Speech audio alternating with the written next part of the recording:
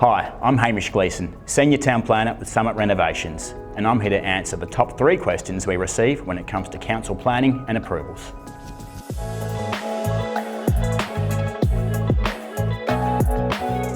Generally, when a proposal involves a variation to the deemed to comply standards of the Codes or local planning policy, planning approval is required. In some cases, certain properties are located within a special control area under a local planning scheme, whereby any addition or alteration requires planning approval. An example of this is the special control area which covers Mount Lawley in Inglewood, which is a heritage special control area. If planning approval is required, there is a 60 or 90-day time frame, depending on whether or not consultation is required.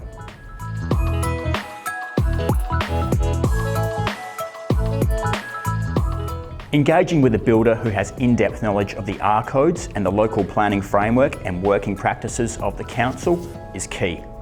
A builder who can produce a design to meet the needs of the client, but also comply with the planning framework, will streamline your project.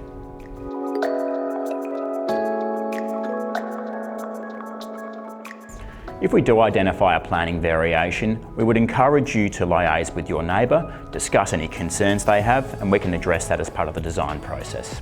Some councils fast-track certain applications. An example of this is the City of Stirling, who have a fast-track development application process, and Summit Renovations is an accredited member of this.